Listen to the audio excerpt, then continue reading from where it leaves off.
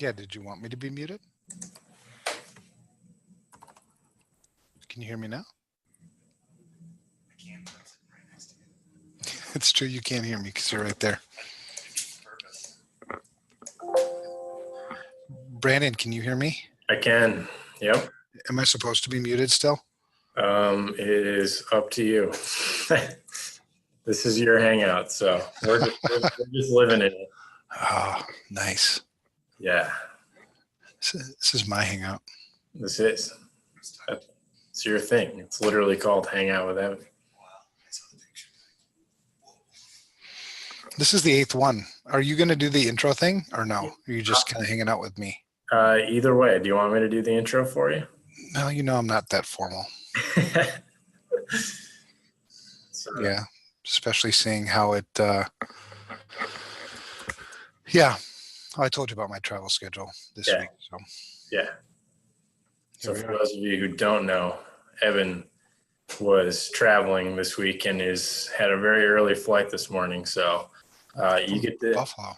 You get to see Evan in all stages of life at these hangouts, and tired is definitely one of them. So, but it'll be good. It's 3:01. Do you want to get started? Yeah, I'll just go. Cool. Sounds good. Yeah. So Buffalo. That's where I came from this morning. You been to Buffalo? Okay. Nah, you can skip it. Yeah. No, so joining me, we've got Brandon, who's, kind of our marketing genius behind, a lot of the stuff. And then me, Evan, and then Brad is with me, our director of consulting services, which is always cool because I hate sitting here just talking to a computer. Because I feel like I'm just talking to a computer. So where was I? Toronto.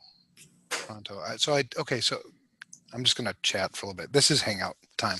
And then we'll get to the thing, which is chapter 8. So so you've never been to Buffalo. I flew from Tampa to Buffalo. But then I did that on purpose because I wanted to make the drive from Buffalo to Toronto. I just wanted to see, I don't know, check it out. It's a new experience. So I did that on Monday, and I got stopped at Customs, Canada Customs. Well, it's fourth quarter, and plus it's time to grow out the beard and everything. But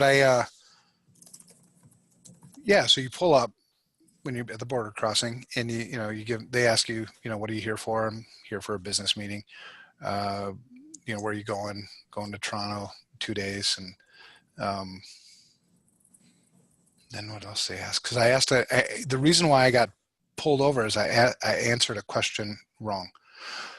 They asked, what's the nature of your business? I said, well, I'm a consultant. I'm here, consulting this company.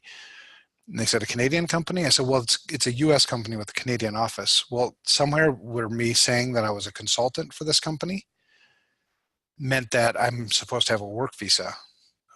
Even though I've been, to Toronto working with this company, many times. But I didn't know that. So they made me pull off and go into the building and get interrogated by this person who kind of had had a kind of a power trip, right? I mean, made me feel really small. I'm like, I've done this numerous times. I mean, I have a meeting tomorrow morning, Tuesday morning. What do I do? Do I have to go home? Well, I'll let you go this one time, but she gave me these 2 sheets of paper. She said, you got to give this to them and make sure that they get you a work visa. So then on Tuesday, the start of the meeting, I go and give them this thing that I went through. And they're like, well, you're supposed to tell them it's an internal company meeting. You're not supposed to tell them, I guess, because it's a U.S. company. So I don't really need a visa. Anyway, mess. That's good to know. Yeah, it was good to know. And I got to Toronto. Toronto traffic. Have you ever been to Toronto? Not, but I grew up outside of DC. So oh, DC. Oh my gosh. I was meeting a place in McCall Street, which is in downtown, and 45 minutes to go 3 miles. Oh, God. All right. So that's that. Fourth quarter is always crazy for us here at FRSecure. We've all got just tons of things going on, which is awesome because we get to help people, and work with people. That's fun. But it does make us tired. We get tired this time of year. Today, our topic is Empty Promises, Chapter 8 of the book. An update on the book, it's getting typeset now. It's with the publisher. Go to print. I don't know, pretty soon. I guess I have to do some more stuff, but I think it goes to print and it should have a book, physical copy book in hand by Christmas-ish. That's cool, yeah? It's a long road, man. Having seen it, it just reaffirms if I write a book, it's going to be a kid's book. Nice and short. Nice and short, yeah. Well, and I told you that there's always stories. Yeah. So somebody can't hear Brad. That's because Brad is just sitting here with me. I can tell you what he says. I can just repeat what you say. What? Not that interesting. Books. Yeah. So yeah, you're going to write a children's book? Yeah. Keep it short. 3-4 pages. Pictures. Lots of pictures. And the cool thing about pictures is you can hire an illustrator to do the pictures. You don't even have to do the pictures yourself. It's like the best book ever. Put your name on it, make it a series. They'll make movies. You're rich, retire. That's it. You're done. Yeah. I don't think that's how it works. But I had to write this. So the book stories. Some of the stories are on the book. I wrote, never written a book before, so I had no idea how long it was supposed to be. So I wrote 500 pages. Supposedly that's too long. So they made me cut it in half, basically. Sort of.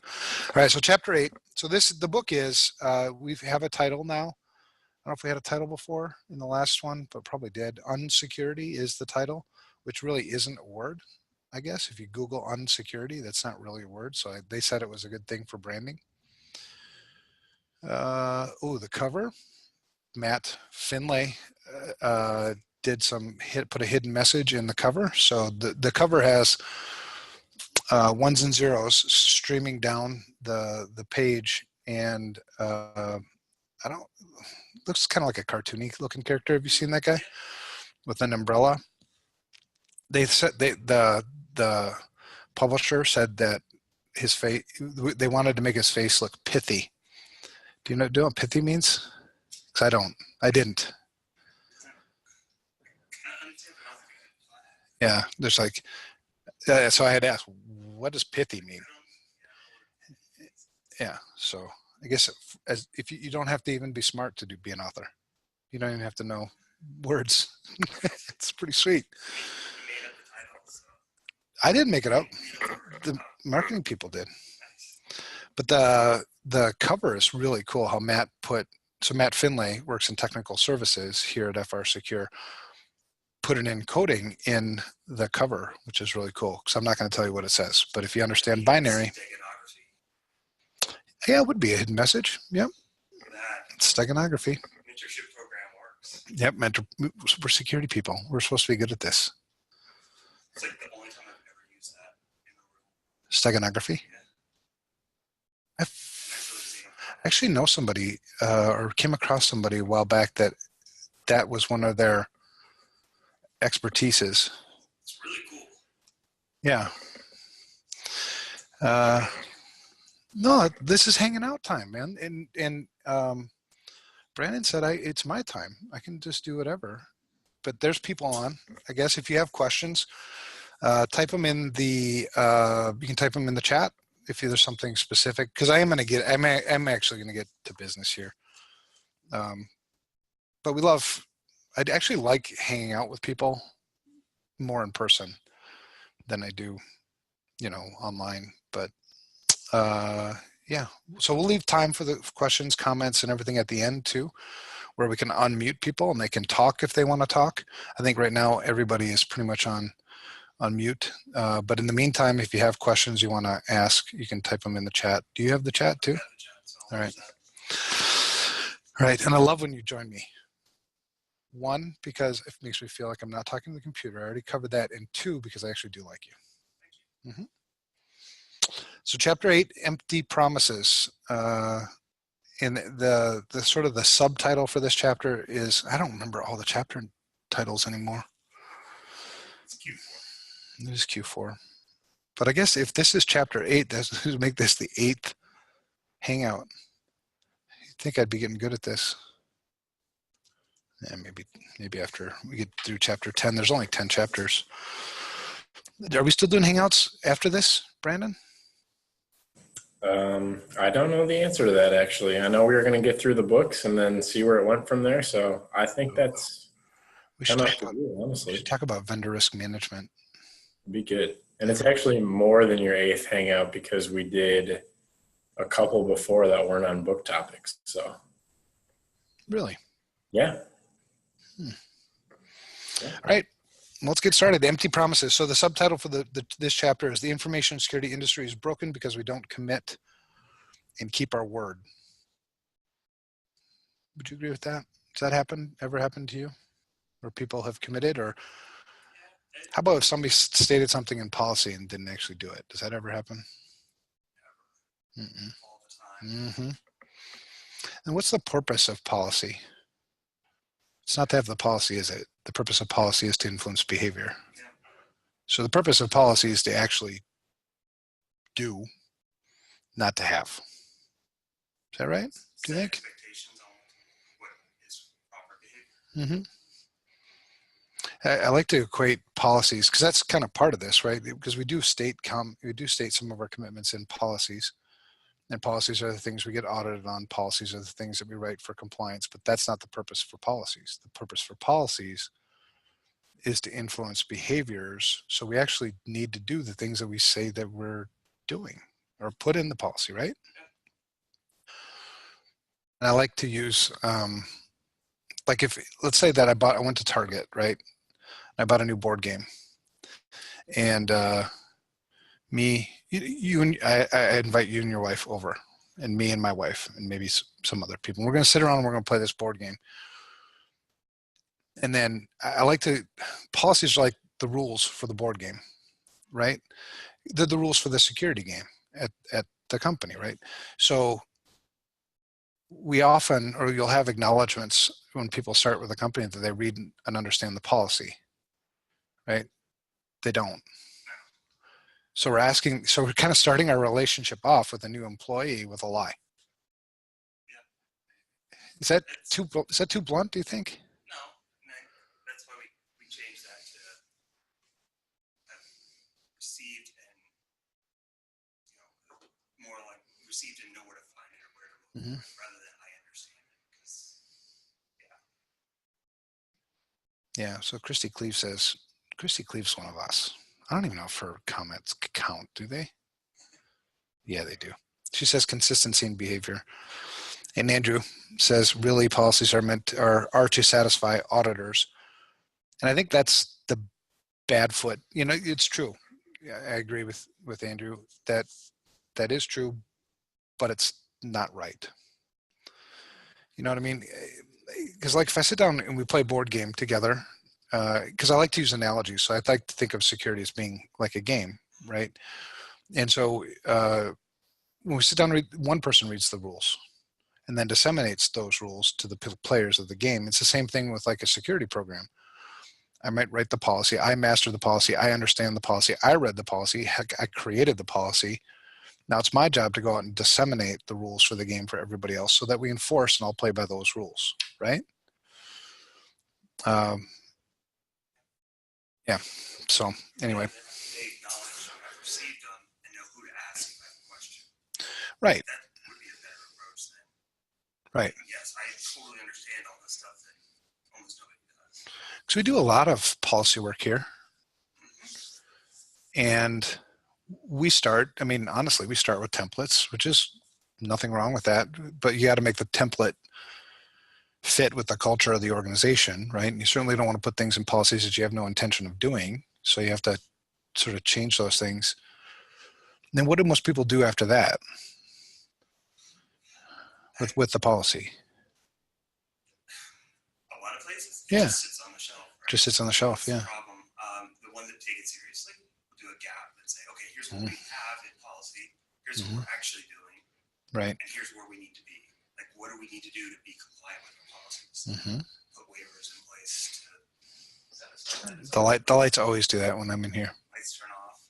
We have our board meetings in here, and they'll turn off while we're talking. So we all get out our phones. It's like one of those rock concerts where you play the music.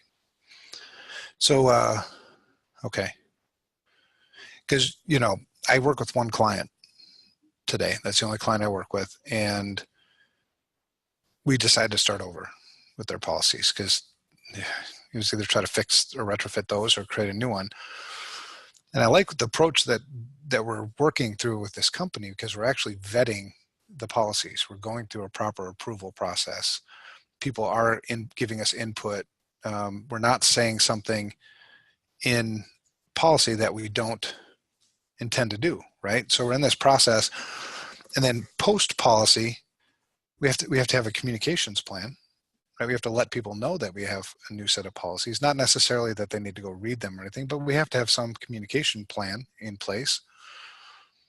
And then we have to have an implementation plan, right? Which is what you're alluding to, right? Maybe it might, this is what our policy says. Let's go out and audit and find out where we've got gaps between what our policies are saying and what we're doing, and then create those projects and kind of get those things underway.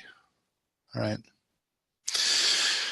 So promises, 3 problems are covered in this chapter. So policy is just one of those things. I mean, you could talk about policies forever, right? The policies are just they got a bad rap.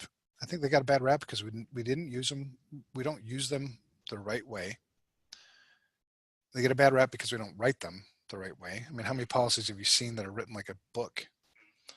Who's going to read it? Nobody. I mean, even the person who inherited the policy or wrote the policy probably isn't.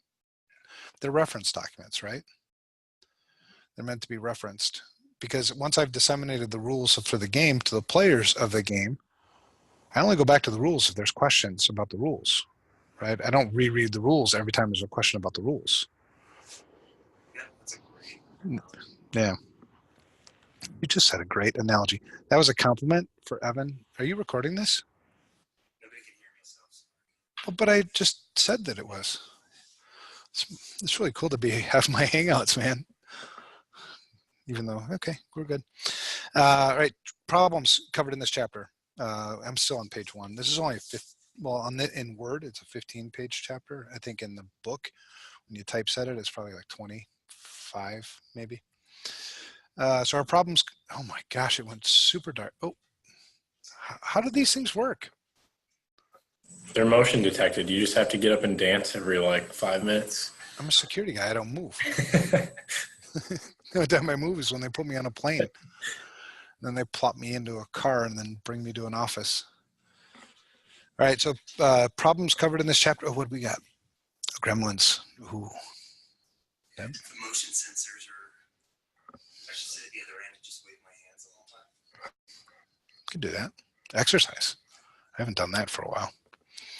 All right, our problems covered in this chapter include troubles with commitments, money as a demonstration of commitment. I think sometimes, because you see it touted a lot, especially in government, where we're going to increase information security spending to $50 million or whatever, some number. And is that a good demonstration of commitment? Certainly putting money where your mouth is, but is it being spent well, I think is another issue that we cover in this chapter. Being obscure doesn't make us secure either. Security through obscurity. Nope. That's really popular now. No, it's always been popular, but it's attackers, I think, more than ever. I don't know, maybe that's not the right statement. Small to medium-sized companies are being targeted as much, if not more, than ever.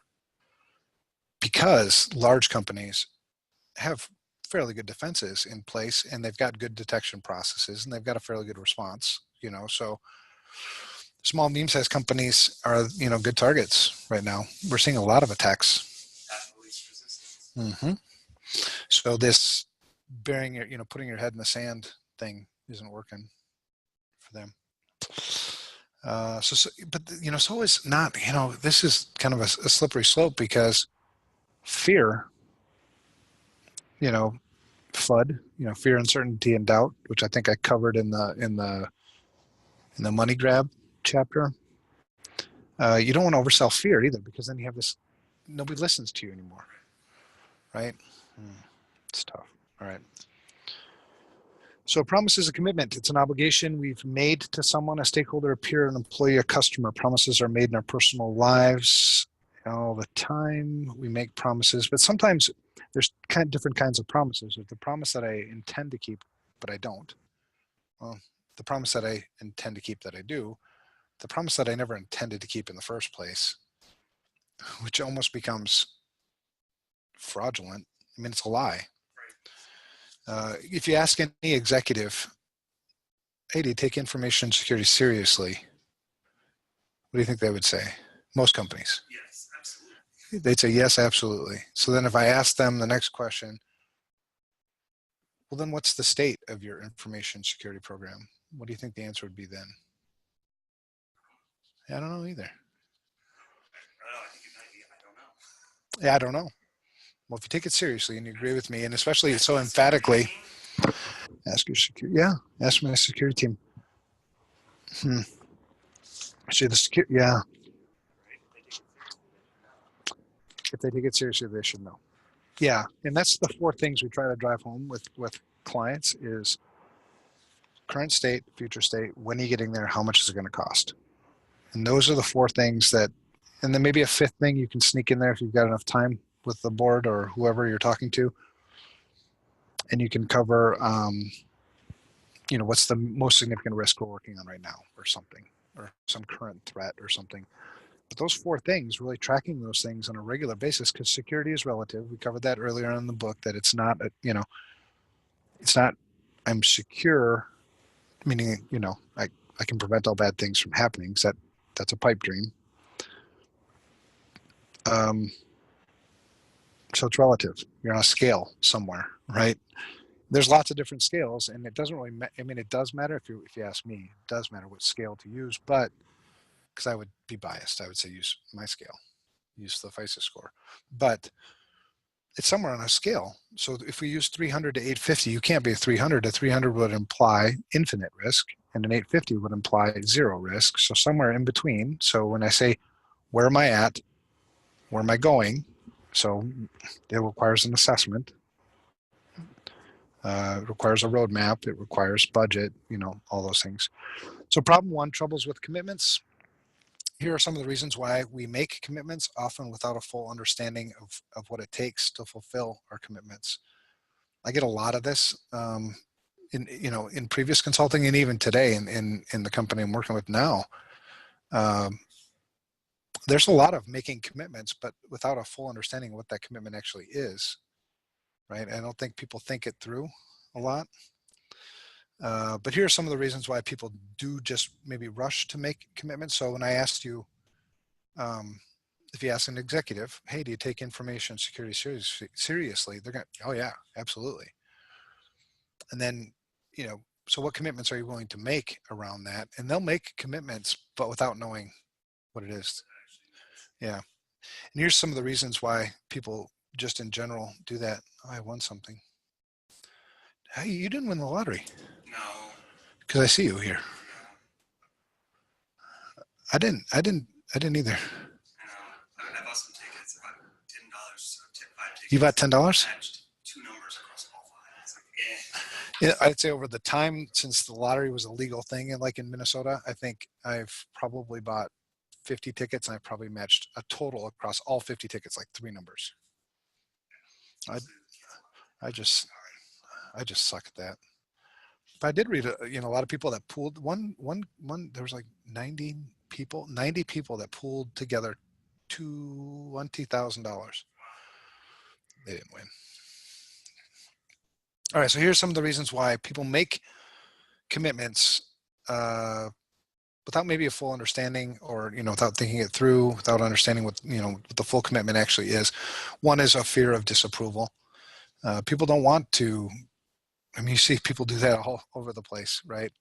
especially in our politically correct world, you certainly don't want to stick your neck out too far. So fear of disapproval is one. Need to please is another.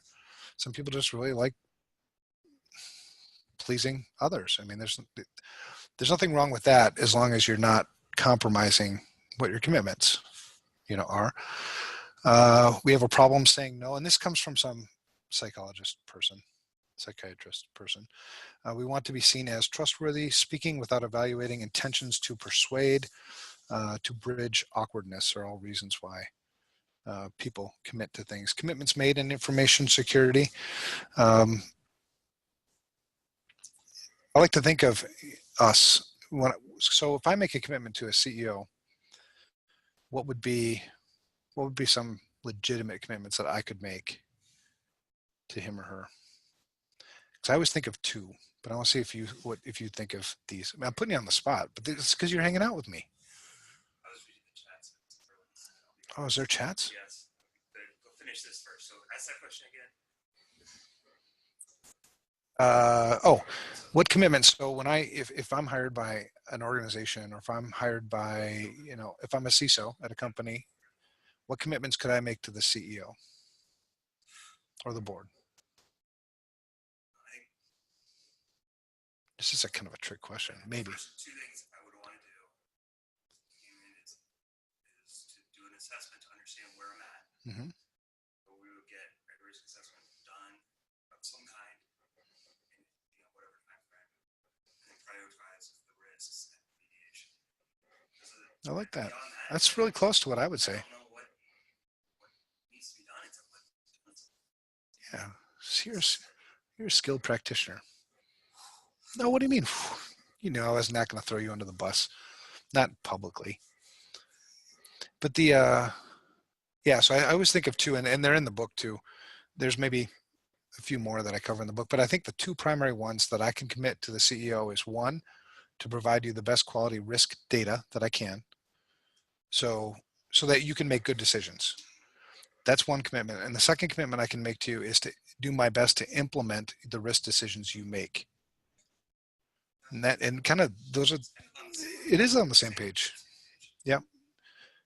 Beyond that, I mean, it's all, the rest of it is kind of the CEO's commitment, right? You need to make, or the CEO, or whoever's going to make the risk decisions, ideally the CEO or the board, somebody at a very high level that represents the business, not me. I mean, if you're a security guy, you want me to accept risk and you're going to give me budget for me doing the risk decisions, we're going to lock this sucker down. So you don't want that. But so the CEO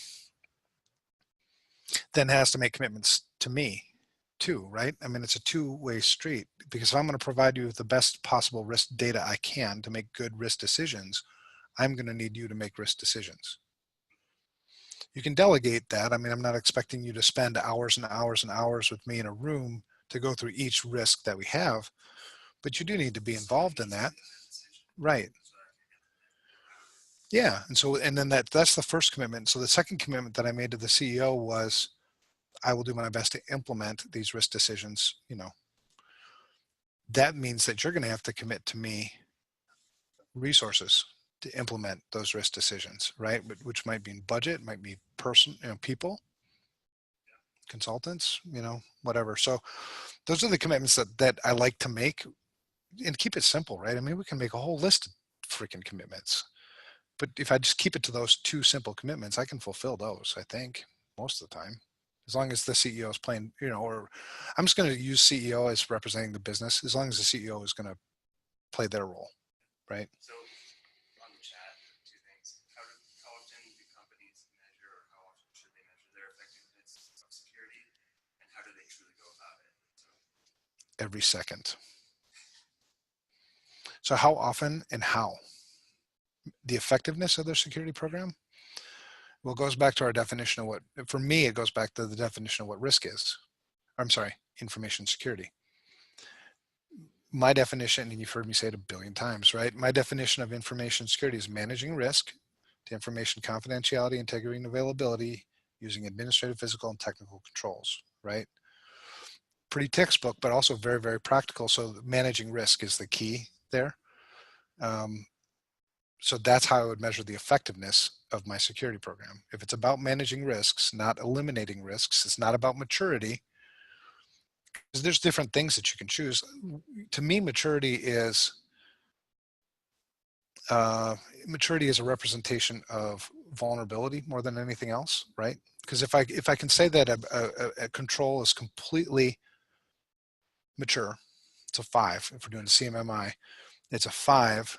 Then I would say that there's no lack of control in that control, right? There's no weakness in that control. It's fully implemented, it's fully operational, it's fully optimized.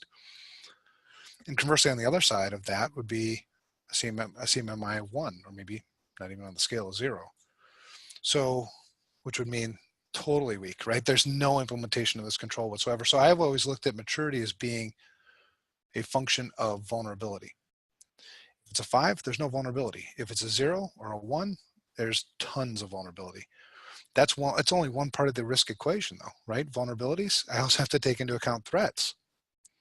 So that's why I like using threats and vulnerabilities in order to figure out what the risk is. If my definition is managing risk, right? See, this is what happens when I get tired, man. I'm just going to keep rambling forever. So I measure the effectiveness of an information security program using risk assessments. And there's all kinds of different methodologies you can choose. The one that we use and the one that we preach all the time is FRSecure, because it's very easy for normal people to understand it. Yeah, so that's how I measure effectiveness, risk assessments. And the second part of the question was how often? As often as you can. I mean, if there's not significant changes being made to the environment, then on the vulnerability side, I don't have a lot to reassess. On the threat side, if the world has changed significantly, then you'd want to do it more often. As a good rule of thumb, most companies are nimble enough, I think, to move annually. You know, you put your stake in the ground with your risk assessment, measure yourself against that risk assessment over the course of a year, and then put another stake in the ground, right? Account for the new threats, account for the new vulnerabilities. That's usually. Do you agree? Yes. You concur, Doctor. Okay, so commitments to information security, there's tons of commitments that I cover here. You know, just example commitments that people make around information security, board commitments. There's some references cited in here. There is increased cybersecurity. Cybersecurity and information security are different. But people like cyber because I think it's sexier. It sounds more Star Wars-ish. You know, it sells more things probably. We should just see. We'd have to compromise our principles if we're going to call it. We can't do it. Damn it! Principles. Always nipping me in the bud. Bud or butt? Brandon, what's the right way to say that? Nip it in the bud. It'd be nip it in the bud if you're trying to like break a bad habit. But the way you said it, I almost think you mean nip it in the butt. Yeah. Yeah. See? So I'm going with that. it's an evanism for you. There's lots of those. All right. So Accenture asked 2,000 cybersecurity executives across 12 industries in 15 countries whether cybersecurity is a board level concern and supported by our highest level executives, and 70% said yes. 2,000. 70%. Do you feel that? They may say that, but when we They say see that. actual support, no, wait, it's not Right. So saying it and doing it, maybe there's a disconnect there. Yeah. Come back to bite him. Evanisms. Oh yeah. So assuming that that is true, let's just assume that that's true, then we better make that time count, right? If we've now finally got their attention, because we've been trying to do that ever since I started in information security, you know, when we didn't even call this information security, we were trying to get board level attention. If that's true, if 70% of boards are actually involved in this thing, then we better make our time count, because what's going to happen is if we continue to oversell fear, if we continue to talk technical jargon and crap all the time, we're going to lose that. And that's one of the reasons why I get kind of ticked off about us calling information security cybersecurity and vice versa. Because every time I use the word cybersecurity, I imply that this is an IT issue. when in fact it's a business issue, right? Our biggest risk is people, not cyber.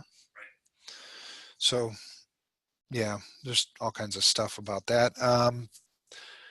So another secure study in this chapter found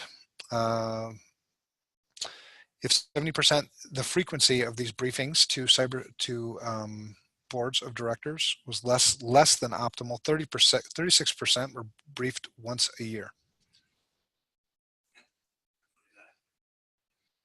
So more than a third are only briefed once a year on the status of their information security program. So you're getting the 70% are getting briefed, at some level, but 36% only done once. 34% quarterly or more often. That's good. I like that. 21% twice a year, and 9% were not briefed at all, which doesn't then match with the 70% of the other study, but whatever. Sample rates, we'll call that a sample error rate thing. Maybe there's some confirmation bias in there too. We offer to go and talk to the board quarterly if they want, and almost never get taken. Isn't that weird? Why is that? And that's a completely free thing. It just comes with, oh geez, careful. It just comes with, it comes included in our most popular service, which is the vCISO program. Almost never. Right, so I'll nobody ever takes it. Why? We need to go and ask our customers that. Why have you not taken us up on this? I don't know. We got to figure that out. You want us to present the results for the board? No, I got it. Okay. Can I? Well, if we're your vCISO, because that's one of the things we've been sort of hearing from some customers. I'd say less than a handful, maybe, is that they would like us to drive their program more. Maybe we just say we're going to do, not say, because you can't force it, but be more forceful and say, all right, I've got this time next, in December, the first week in December to do, or I've got December, whatever, to do a board presentation. What date will work? When's the next board meeting? Because we really need to get their buy-in. They need to sign off. It needs to be their thing. And then maybe, and if they say that they're going to do it, well, as your vCISO, would you mind if I review your presentation? Maybe add a few things, give you some tips, whatever. I'd like your communication to the board to be more effective. Plus, I'd like to know too, because if I'm the vCISO and I'm going to be working on things, I'd like to know what the board is hearing. I'm guessing what you'll find is they say, oh, no, we got it. And they're not actually doing it either, right? But at least I've forced the hand a little bit. All right. So executive commitment. Same sort of thing with board level commitment. 87. Okay, here's the thing. I like statistics in these parts because I don't want to read the chapter to you. That'd be so boring. The book isn't boring. Get the book, but don't have Evan read it to you. Okay, CIOs. In most companies, CIOs are responsible for information security, right? It's still being treated like it's an IT issue, still reporting up through CIOs. In 2017, only 10% of CIOs, so that's last year, only 10% of CIOs listed information security as a top business priority.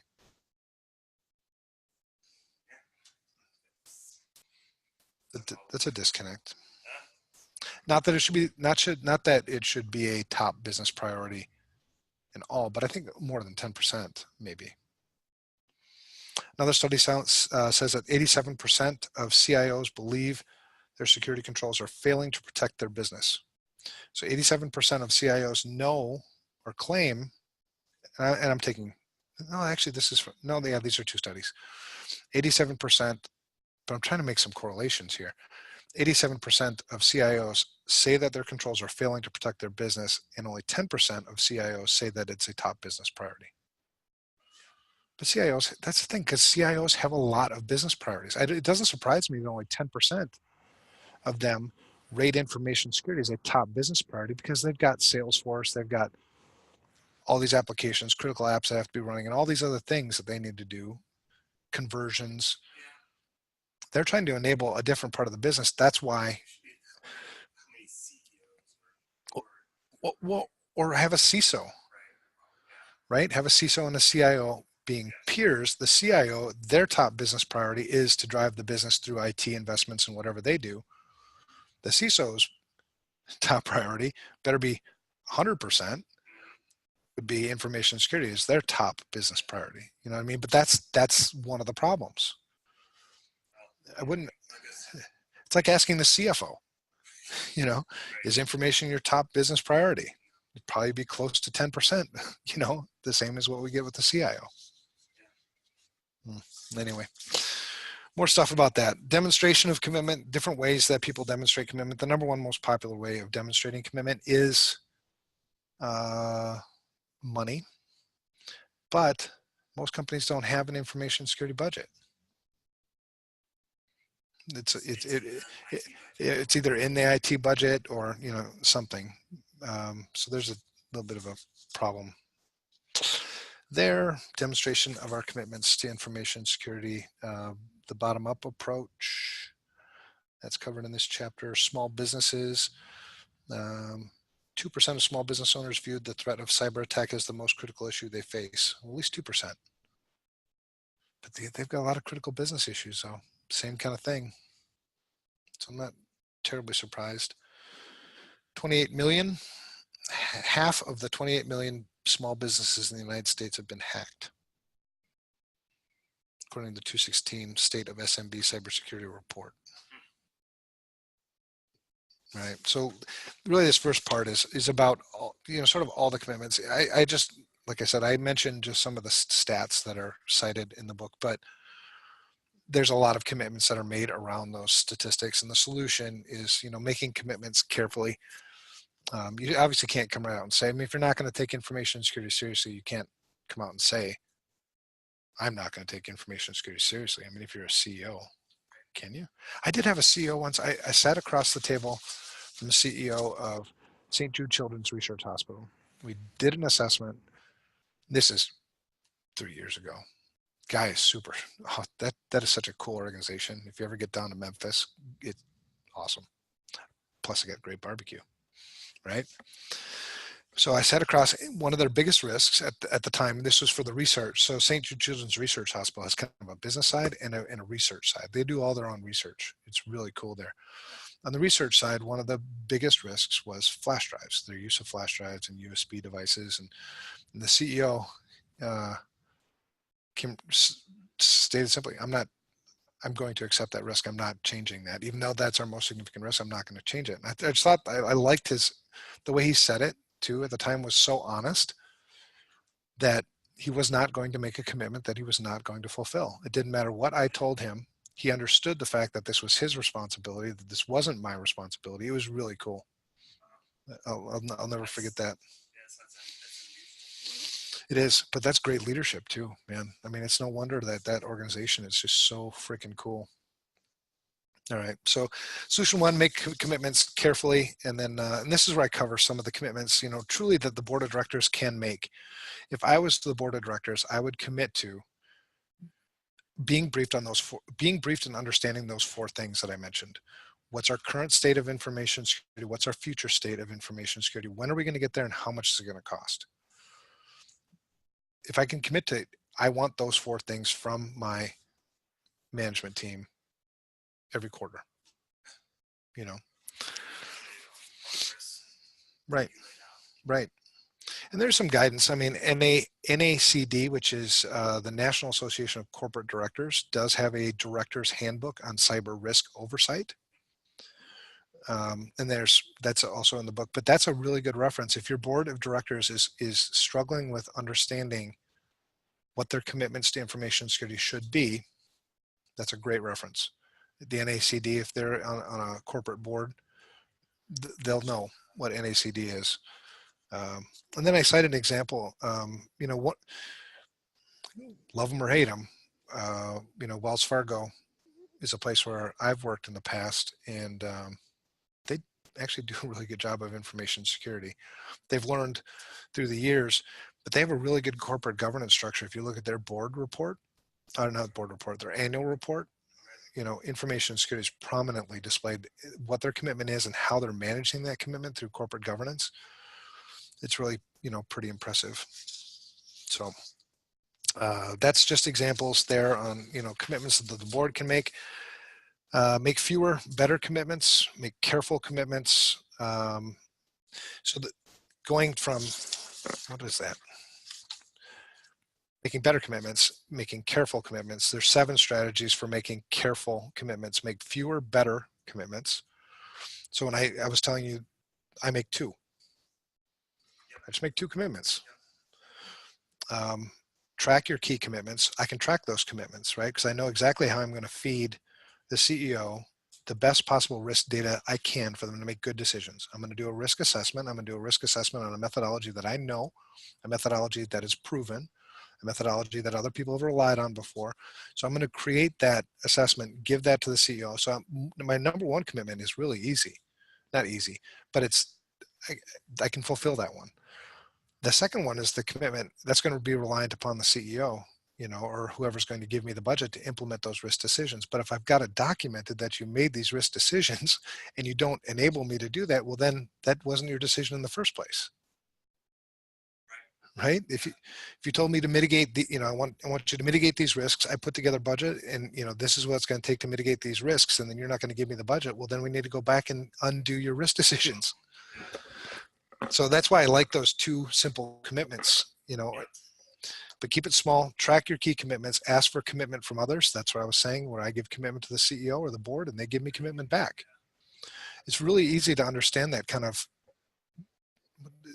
dichotomy. Is that the right word? See, I'm not, how in the world could I be an author? I don't even know what these words mean.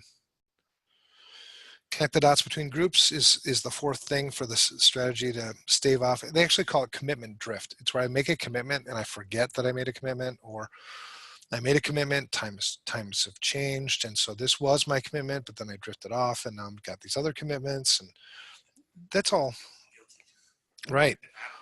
But this is how, these are the 7 strategies to stave those off. Make fewer, better commitments, track your key commitments, ask for commitments from others, connect the dots between groups. So get others involved, focus on processes, not heroics, right? Stop looking for easy buttons, implement better process. That's one of the biggest reasons why we can't go from a 400 FISA score to a 700 overnight.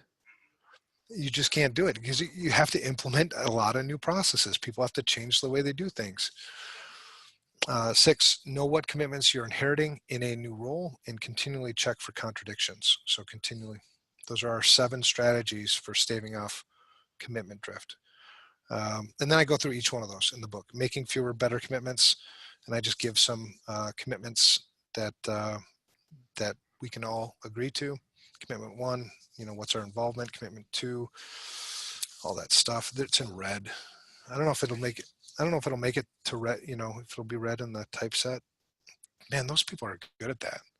I saw the first chapter. They actually put it in what it would look like in the book. And it looks like nothing like Word. Yeah, there's skill, man.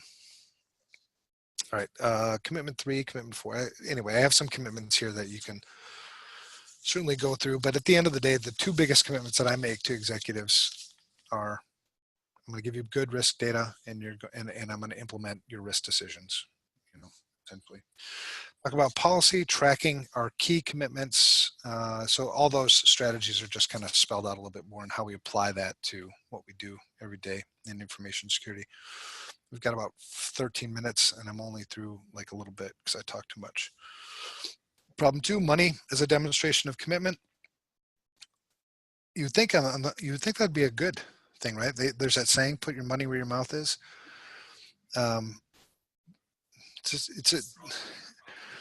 Right, exactly. So it's what do they call that? It's 2 sides to the coin. So money can be a good demonstration of commitment, but talking about how it can be a problem. If that's my number 1 thing, I've got tons of stories where, I've sat down, with a CISO or, a business leader, and they're touting how much they spend on information security. Oh, we spent $2 million last year on information security. I'm like, great. What's your current state of your information security program? Well, yeah, I don't know. Okay, or where do you spend your next information security dollar? Where's your biggest risk? Right. So things, do we have an information security budget? Is the budget sufficient to support our commitments? I love the commitments that, you know, when executives give me the commitments, they give me the risk decisions. They're the business. I'm not the business. I'm a security guy. Then I can put together great budgets that are based on what you told me you want to spend your money on. And now you can put it into context of risk, right? And everything's scored. So we can, it's just, anyway, that's the way we like it. Budget, you do actually need to have a budget. It's your first time you do it, and you know, if you don't have a dedicated information security budget, you've got it integrated with your IT budget, you have to start making those cuts, right? Because I would, if I was the CISO in any organization, I would want to know specifically how much I'm spending on information security, so then I can go back to the board and say, this is what we got for our money. And that keeps me honest and keeps them honest. It also makes us more defensible, by the way. You know, when a bad thing happens, because it's going to happen, you know, I'm more defensible. So then it led to another, when I was doing research for this part of the book, I was trying to figure out how much is enough money. I mean, how much, just in the industry in general, because I was trying to figure out, are most people spending 2% of revenue on information security, 1%, 0.5%? Is it a percentage of this, of the IT budget, which is typically 5 to 7%? You know, so I was trying to figure out that out, and it turns out there's no consensus. There's not anything. Yeah. Right. So I cited a bunch of studies, you know, to try to figure out what, because I have been asked that before. I mean, how much money should I be spending on information security? What's a good range? What's legitimate? And so I've done that research before, but then I came back to it for the book, and I was like, man, what is that number supposed to be? So one is, you know, one study says organizations on average spend 5.6% of their overall IT budget on information security. That's a study from Gartner. 1% on the low end, 13% on the high end. Yeah. Another study said the overall median budget for information security was projected to be 7 to 9% in 2016. Smaller companies appear to spend slightly less, 6 to 7%, while large companies spend 7 to 9%. Thought that was interesting. Anyway, stuff about that. And then it's the debate of whether or not it's money well spent. No, yeah, this is, yeah. You know who I'm talking about on that one. But no names. Example. Oh yeah, it's just crazy. But so there's an example in the book of how people, it's just a glaring example of how not to spend money on information security. You know, we just had it was just a big bank that we were talking to about vendor risk management, and they had their entire vendor risk management budget pulled. I know. I'm like, how, what, why? That's a pretty large bank. And so, right, what are you going to say when the regulator comes, right? FDIC and OCC are both pushing on vendor risk management. I don't know. But that's, so is that, but a lot of these cases, I wonder if it's the CEO or the CFO or the CIO, whoever made that final budget decision, if they're making that decision with crappy information. Because I like to look in the mirror first. Like, did I not give the CEO good enough information for them to make a good enough decision when they made an obvious bad one? You know.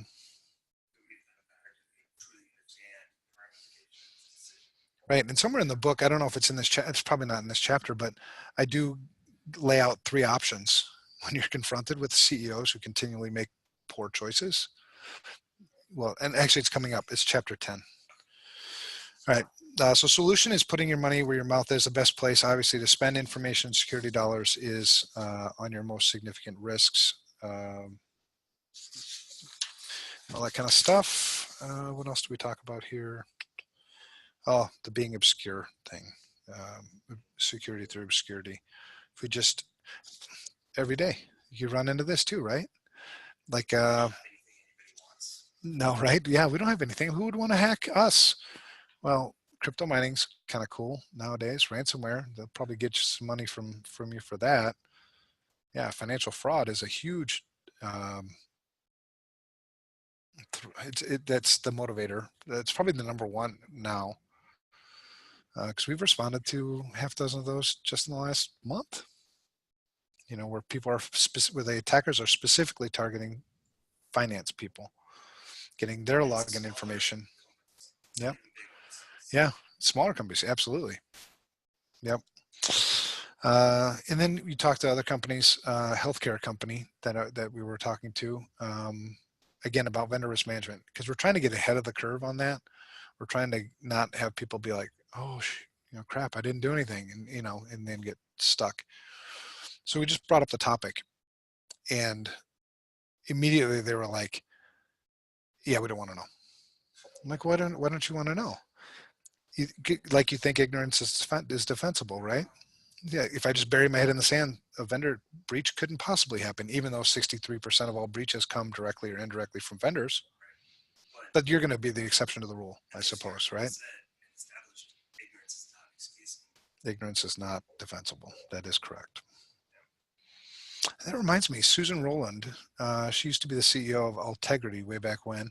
She was the first CEO I've ever heard of that was sued personally for a breach by, I don't think that's been settled. I haven't heard anything about that one in a long time. If you look up Susan Rowland and Altegrity and breach, you'll find that. So I give you some examples about how obscurity is not, it's not a good, I mean, it's just whatever. It's not good. And then just basic, take your head out of the sand, right? Which is more of a mentality. It's more of an attitude than it is like, do these 5 steps to take your head out of the sand. It's no commit to taking your head out of the sand. Same thing with like email, right? Everybody, I always work in places, they're always like, delete it right away. We don't want to have it.